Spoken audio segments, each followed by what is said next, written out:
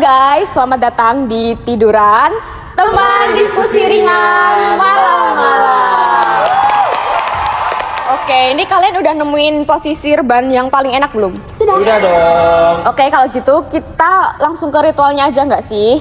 Tarik selimut, pegang bantal, mari kita mulai tiduran. Nah, jadi gini guys, ada yang lagi diperbincangkan di X, terutama di tweet, dimana ada istri saya itu nge-spill kelakuan suaminya selingkuh, isinya tuh kayak chat-chat gak senonoh gitu sama selingkuhannya, yang mana selingkuhannya ini adalah mahasiswa kampus top 10. Parahnya si selingkuhannya ini dia muncul ke publik, tapi dia masih tetap pengen mempertahankan hubungannya sama suami orang. Wow. Kacau. Penasaran nggak gimana pembahasan dari kita? Penasaran dong. Oke, kita langsung ke pembahasannya. Check it out. Oke, sesuai dengan berita yang udah Tata tadi omong ini, sebenarnya komunikasi yang intens dan privat itu emang bisa banget bikin kita jatuh cinta.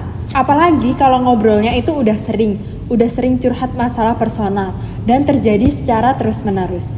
Tapi kalau salah satu itu udah punya pasangan, apalagi udah dalam hubungan pernikahan, ya harus tahu diri dong, ya nggak? Soalnya dalam long term relationship itu, komunikasi itu sebagai fondasi utama. Jadi kalau komunikasi itu dilakukan dengan cara diam-diam, penuh perasaan tersembunyi, dan ngelangkahin batas, ya bukan komunikasi yang sehat namanya. Dan komunikasi itu sudah termasuk penyimpangan nilai. Pembenaran kayak, aku nih udah nyaman, aku nih udah cinta, nggak bisa jadi alasan buat kita nyakitin orang lain. Long term relationship yang sehat itu dibangun dari komunikasi yang jujur, punya rasa empati, dan tahu batas. Nah, selain itu sebenarnya ada yang namanya komunikasi antar persona di masalah ini yang tumpang tindih. Mahasiswi dengan suami orang dengan istrinya, dan mahasiswi itu sama orang tuanya, guys. Jadi di antara mereka tuh punya persepsi dan konflik serta emosinya masing-masing, dan itu campur aduk gitu. Mahasiswinya ini ngerasa itu cinta sejati, dia berbunga-bunga kayak drakor gitu kan. Terus yang ibunya tuh marah-marah ngerasa dihianati, dan suaminya sekarang mungkin lagi bingung, terpuruk gitu. Dan akhirnya ya viral kan, masalah pribadi jadi konsumsi publik. Dan publik punya persepsinya masing-masing. Ada yang julid, ada yang nyinyir, kepo, sok jadi pengamat. Satu drama rumah tangga jadi tuh berita nasional. Waduh, berita nasional enggak tuh. Tapi Vin, sebenarnya tuh ada faktor budayanya loh. Karena kan emang Indonesia ini tergolong ke dalam feminine culture communication, di mana warga plus 62 itu sangat mudah terpantik sama isu-isu yang berhubungan sama perasaan. Jadi ketika ibu ini curhat tentang dia jadi korban selingkuhan, itu akhirnya relate sama perempuan-perempuan di Indonesia. Bahkan ada sebuah survei dari Just Dating, itu 40% kaum perempuan di Indonesia itu rentan jadi korban perselingkuhan. Nah, maka dari itu kaum hawa tuh akhirnya relate dan ikut ngehujat si selingkuhan ini. Jadinya viral deh beritanya. Tapi loh, daripada nyebarin masalah perselingkuhan yang sifatnya pribadi ke medsos, menurutku tuh lebih baik si istri tuh ngobrol langsung secara terbuka kepada suaminya. Karena manajemen konflik yang baik ya komunikasi, apalagi ungkapin perasaan masing-masing, dan suaminya tuh harus bisa introspeksi, ngakuin kesalahannya. Nggak usah sampai nyebarin ke medsos karena nggak nyelesain apa-apa, tambah bikin runyam. Kalau emang situasinya udah nggak memungkinkan, si istri tuh bisa ambil langkah hukum. Cariin tuh jauh lebih dewasa dan bijak ketimbang ngumbar masalah di medsos doang. Aku setuju banget, karena menurutku dampaknya nyebar ke medsos itu bakal gede banget, apalagi ke si mahasiswinya. Karena X itu termasuk new media kan, yang mana new media itu adalah jenis media yang lebih inklusif. Jadi siapapun itu bisa gabung ke perbincangan yang ada di medsos, termasuk segala aktivitas kita yang kita post di media sosial itu, dan juga threads orang lain tentang kita itu bakal jadi self presentation kita. Jadinya pandangan warganet itu bakal terbentuk dari situ gitu. Nah, untuk kasus yang ini, pandangan warganet itu udah jadi buruk gitu loh ke mahasiswi. Nah, ini tuh juga termasuk ke warranting teori, tahu nggak? Apa tuh? Jadi gini, informasi dari orang lain atau other generated tentang kita atau tentang seseorang itu bakal lebih dipercaya sama netizen, kayak gitu.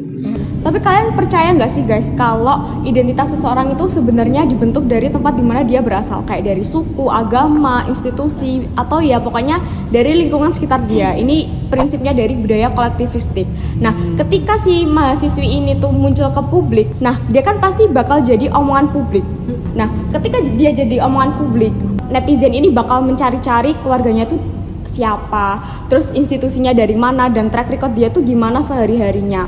Nah, di dalam budaya kolektivistik ini juga dibahas tentang kalau kepentingan kelompok itu lebih baik dan juga diutamakan daripada kepentingan pribadi. Tapi kan si mahasiswi ini ya dia lebih milih mempertahankan hubungan sama si suaminya. Ya yang mana berarti dia ya nggak bertentangan ya dengan adanya prinsip budaya kolektivistik itu tadi. Nah, karena itu juga, karena budaya kolektivistik di Indo itu tinggi banget, kuat banget, konsep in group sama out group people-nya itu juga jadi kental banget. Jadi selingkuh itu kan selalu jadi hal yang buruk kan bagi masyarakat. Ya karena itu melanggar aturan dan melanggar moral gitu kan. Nah, ketika seorang itu melanggar nilai buruk itu atau dia melakukan perselingkuhan, masyarakat sekitar itu bakal menganggap orang ini tuh bukan bolonya lagi, bukan temennya lagi, karena ya tidak menerapkan nilai-nilai yang sama gitu kan. Nah, di kasus perselingkuhan ini, warganet itu merasa nggak relate sama si mahasiswi karena ya nggak sejalan gitu kan sama nilai-nilainya warganet. Akhirnya si mahasiswi ini tuh jadi out group people bagi warganet dan dihujat gitu. Dan parahnya kalau hubungan yang jelas-jelas nyakitin ini diviralin, itu tuh bisa ngaruh ke cara orang mikir. Karena sering muncul, sering dibahas dan dijadiin konten, publik tuh jadi nganggep hal ini tuh hal yang wajar. Nah, ini ternyata nyambung banget sama teori agenda setting, dimana isu yang dikasih sorotan terus-menerus, nah itu akan membentuk konstruksi realitas baru dan ngarahin persepsi kolektif. Akhirnya banyak yang jadi ikut-ikutan ngebela atau bahkan tuh membenarkan, padahal jelas-jelas ada pihak yang disakiti. Kalian pernah denger nggak kata-kata kayak lo punya cinta tapi dunia tuh punya aturan? Buset. Pernah kan? Dalam banget Iya gak tuh? Ini cocok banget sama peristiwa yang dialamin sama si mahasiswi ini tadi. Jadi ada namanya disonansi budaya, dimana tuh kayak benturan antara nilai personal dengan nilai dominan sosial, kayak nggak seimbang gitu kan. Jadi si mahasiswi ini pasti ngerasa kayak aku tuh berhak atas cintaku, tapi ya dia tuh hidup bermasyarakat, hidup bersosial yang pasti ada norma sosial yang mengikat di dalamnya, sehingga ya nggak bisa bebas buat mencintai siapapun itu.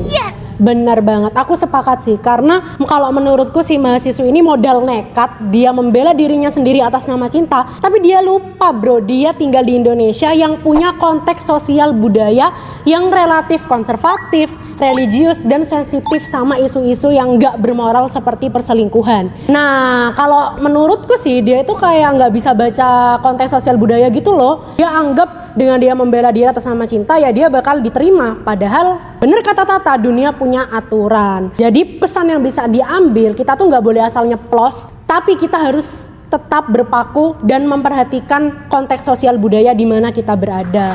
Dan bahkan konsekuensinya nih, mahasiswa ya dapat hujatan dan akhirnya dapat ancaman DO dari kampus deh. Tapi aku salfok deh sama respon kampusnya. Kenapa tuh? Setauku sih kampus tuh nggak bisa ya semena-mena nge-DO mahasiswanya gara-gara kasus perselingkuhan, kecuali udah masuk ke ranah hukum dan ngerugiin pihak kampusnya tuh secara langsung. Soalnya tuh di Indonesia sendiri perselingkuhan tuh bukan termasuk tindak pidana ya, kecuali ada unsur perzinahan. Dan itu pun harus ada laporan dari pasangan yang sah. Tapi kampus tetap bisa sih ngasih sanksi etik atau administratif kayak surat peringatan, skorsing, bahkan sampai ngeluarin ancaman DO. Ini tuh jadi pembelajaran kalau kita hidup di dunia ini harus punya aturan. Betul. Nah, dari berita ini juga sebenarnya kita belajar tentang yang namanya self disclosure di kasus ini, guys. Jadi intinya keterbukaan. Itu sebenarnya bagus ya. Asal kita tahu tempat, waktu, dan orang siapa yang ajak kita terbuka gitu kan. Dan mahasiswa ini sebenarnya jujur soal perasaannya, tapi dia ke orang yang salah, ke suami orang. Suaminya itu juga salah juga. Ngapain dia buka perasaan di luar hubungannya gitu, padahal dia punya istri. Istrinya juga buka beritanya ke publik. Nah, jadi sebenarnya self disclosure itu kayak pisau bermata dua, bisa mempererat, tapi kalau misalnya kita salah timingnya, salah orangnya, bisa merusak juga hubungan antar persona kayak gitu. Nah, jadi gitu dulu ya guys pembahasan dari kita. Saatnya kita apa guys? tidur beneran.